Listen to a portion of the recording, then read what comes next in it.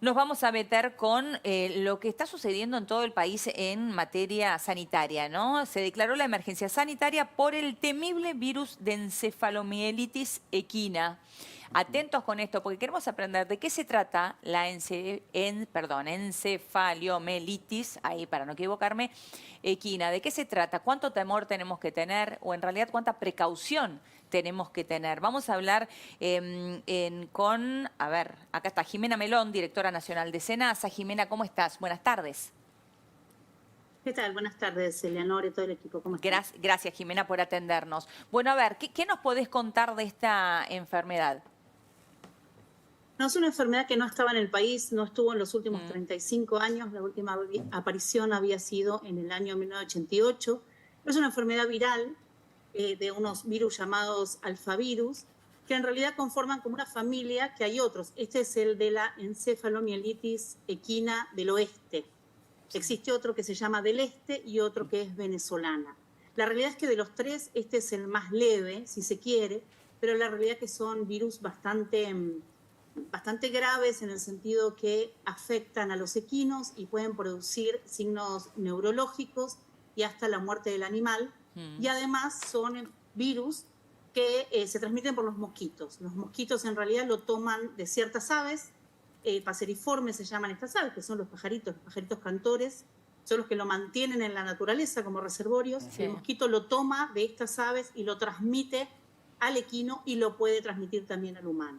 Así que bueno, una enfermedad viral de la cual hay que ocuparse, digamos, para que no sea con mayor impacto, el menor impacto posible. A ver, estaba pensando en esta transmisión que vos decías. ¿De cualquier pájaro silvestre se contagia el mosquito? ¿O de algún No ave en cualquiera, particular? no cualquiera, son algunas aves particulares, pero digamos, para el común de la gente serían los pajaritos cantores, pero no todas las especies, pero Sí, esas son las especies que lo mantienen como reservorios, lo mantienen en la sí. naturaleza, y de ellos lo toman los mosquitos y lo transmiten cierta clase de mosquitos Sí. también, que no son los mosquitos urbanos, que son generalmente los transmisores del dengue, de otro tipo de enfermedades, son los más mosquitos urbanos. Estos son otras clases de mosquitos, otra especie de mosquitos que están más bien en las zonas rurales, se dice de vida selvática, pero es generalmente en las zonas rurales, Sí. en la zona así, más selvática y con clima más selvático. Y bueno, a su vez, los mosquitos toman el virus de las aves y lo transmiten a los equinos y a los humanos. Pero los equinos y los humanos no llegan a tener suficiente virus en la sangre como para que otro mosquito lo tome de ellos y lo lleve a otro caballo o a otro mosquito. Por eso, y a otro, Mm, perdón, o a otro humano. Por mm. eso se dice que los equinos y los humanos son huéspedes terminales. El virus ahí ya no se transmite más. ¿Y cuáles son los síntomas a los que uno tiene que estar atento? Tanto para los equinos y, por supuesto, también para los humanos, ¿no? Bueno, en los equinos estas encefalitis cursan con hipertermia, con lo cual tomar la temperatura a los equinos, a los cuidadores de equinos, tenedores de equinos y a los veterinarios del ejercicio privado es muy importante para ir viendo si los equinos presentan alguna dificultad. Luego evoluciona con síntomas de tipo neurológico. La realidad es que, bueno, en principio se puede ver una suerte de depresión, digamos, que los equinos no están manifestándose como de costumbre, pero luego vienen síntomas neurológicos que puede tener que ver con pedaleo, con decúbito, quiere decir que se caen, con algún tipo de movimiento convulsivo, y finalmente puede llegar la muerte. Mm. Con lo cual, en el caso de los equinos, lo que es importante, por supuesto, es el seguimiento clínico. Ocurre también la deshidratación en los equinos, entonces aquellos que muestran sintomatología es muy, muy importante ofrecerles agua, que tengan agua de bebida, que no estén cerca de postes, que no estén cerca de lugares donde pueden lastimarse, porque el 70% de los equinos se recupera de esta Ah, enfermedad. bueno, qué El buena noticia. 30%, claro, el 30% puede morirse, pero El puede 70% llegar a se ser mortal. recupera, claro. Y en los humanos es una enfermedad que también afecta a poca cantidad de humanos, en realidad por suerte dentro de las encefalitis. La mayoría de los casos en humanos van a cursar con una gripe común, como cualquier otra gripe, y bueno, en muy pocos casos puede llegar también a evolucionar hacia una enfermedad neurológica e incluso, en menos casos todavía, pero puede llegar a ser mortal. De manera que es importante esto, prevenir, informarse y saber de qué se trata. Claro. Sí, Cris. Jimena, buenas tardes. Cristian, mira, te saluda. Ya hubo laboratorios que anunciaron planes para producir la vacuna. Esto puede llegar, si está en tiempo y forma, puede llegar a frenar o a detener el avance de esta enfermedad. ¿Cómo estás, Cristian? Sí, las dos principales herramientas para controlar estos brotes que están habiendo y para prevenir son, en primera instancia, el uso de repelentes, que es sumamente importante, productos repelentes para los caballos y para las personas. En la página web del SENASA hay un micrositio, apenas uno entra a la página web, donde dice encefalomielitis equina, y hay un listado de productos repelentes autorizados para el uso en equinos. Eso es fundamental. Y como segunda herramienta, las vacunas contra son muy eficaces para prevenir la enfermedad en equinos. Entonces, sí, ciertamente, como era una enfermedad que no estaba en la Argentina hace 35 años y no haber demanda de vacuna, no había vacuna en cantidad suficiente, pero tanto los laboratorios importadores como los productores nacionales están trabajando rápidamente para que en 15 días, hoy en día hay vacunas, pero no son suficientes, pero en 15 días tendríamos seguramente un caudal de vacunas suficientes para distribuir. Ahí generarías la barrera en los equinos y por supuesto en los humanos, que es lo más importante, digo, pero no tenés manera de frenar el ingreso, sobre todo si estás hablando de aves, ¿no? Porque sí, con la migración de las aves llegará, de alguna manera llegará, lo que podés hacer es frenarlo. Exacto, el virus, en realidad estos pajaritos, porque este año también tuvimos el tema de la gripe aviar, sí, pero estos pajaritos, que venía con las aves migratorias, estos pajaritos que son los que mantienen esta enfermedad de encefalomielitis equina en el ambiente, no migran, no vienen de otros países, son autóctonos de nuestro país. Lo que tienen es el virus y a ellos, a los pajaritos, no les produce enfermedad. Y así es como son fuente para que lo tomen de ahí los mosquitos en ciertos momentos del ciclo por cambios ecológicos que tienen que ver con cambios climáticos, con una serie de factores, esto hay un rebrote como ocurre ahora.